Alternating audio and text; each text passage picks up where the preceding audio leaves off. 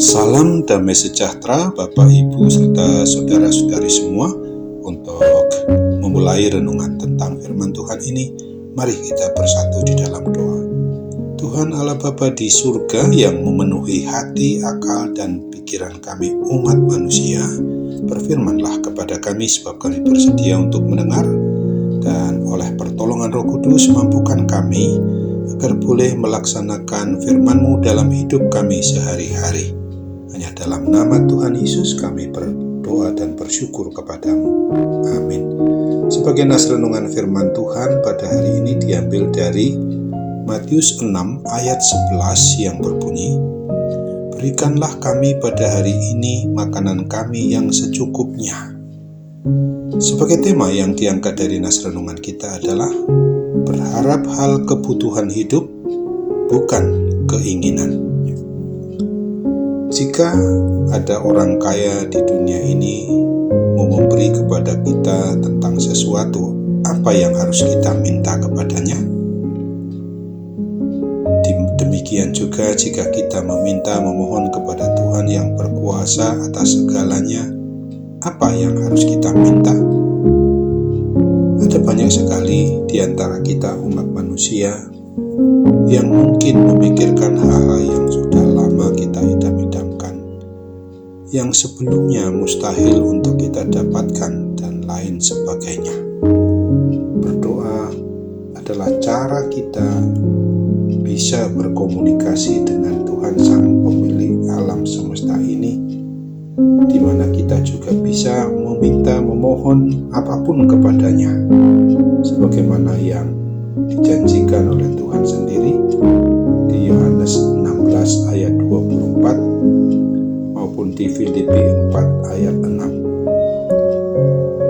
Pada saat ini, ketika kita membaca renungan firman Tuhan ini, maka doa yang diajarkan oleh Tuhan Yesus dalam doa Bapa kami itu adalah untuk mengajarkan dan mengajak kita agar di dalam berdoa sebagaimana yang dijanjikan oleh Tuhan Yesus sendiri kepada kita adalah untuk pertama-tama kebutuhan rohani yang harus diutamakan di dalam kita memohon, dalam kita meminta kepadanya, Sang Pemilik atas hidup dan mati kita itu. Ia mengajarkan kepada kita untuk memohon pengampunan dan dilepaskan dari pencobaan. Bagaimana hal-hal yang jasmani, kita diajarkan untuk meminta makanan secukupnya untuk hari ini. Apakah hanya itu? Apakah kita tidak boleh meminta lebih lagi? Tentu bukan demikian maksudnya.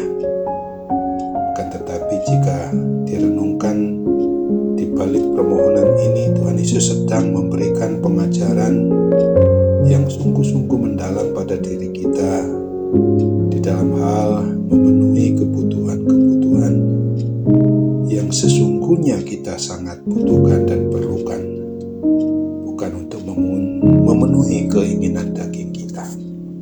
Pertama adalah bahwa kita sebagai umat manusia milik Sang Pencipta ini diajarkan dan diajak untuk menyadari betapa kita sebagai ciptaan peliharaannya itu untuk bergantung penuh hanya kepada Dia, Tuhan Sang Pemelihara hidup kita, umatnya saja.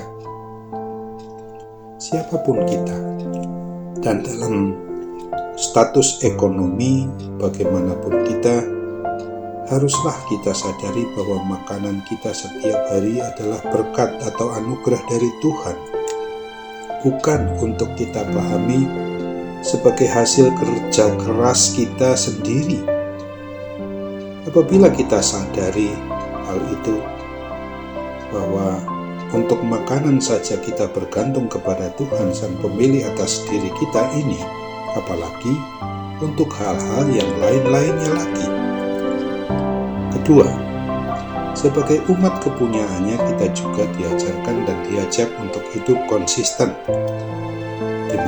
Yesus tidak mengajarkan kepada kita untuk meminta atau memohon kepadanya dalam hal makanan untuk seminggu, tetapi makanan untuk hari ini.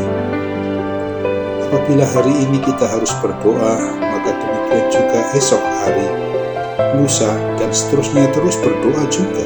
Artinya bahwa sesungguhnya tidak ada hari libur untuk hal berdoa itu sendiri.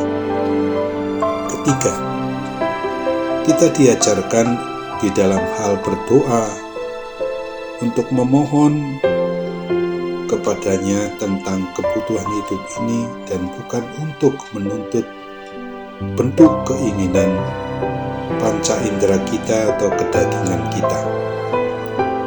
Pada waktu kita meminta atau memohon kepadanya, maka kita harus menempatkan Tuhan Allah Bapa di surga yang hadir dalam bentuk manusiawi Tuhan Yesus Kristus, dan juga dalam Roh Kudus Dia hadir di hati kita, bahwa harus menempatkan Dia itu di atas segala-galanya, dan posisi kita berada di bawah Dia seutuhnya.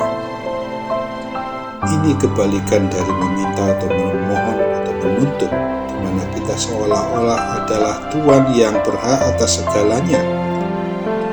Tuhan yang Maha Tahu itu sudah mengetahui persis apa yang kita perlukan dan apa yang kita butuhkan sebelum kita meminta atau memohonkannya kepadanya.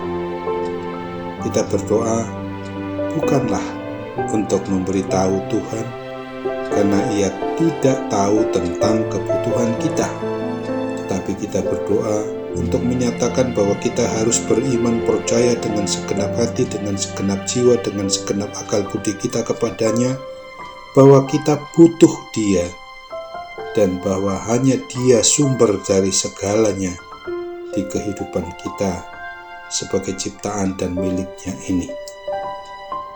Maka pada waktu kita berdoa sebagaimana yang diajarkannya, janganlah hanya mau memikirkan tentang bagaimana ucapan yang tepat, namun siapkanlah hati, akal, pikiran, dan perasaan kita ini berserah kepadanya.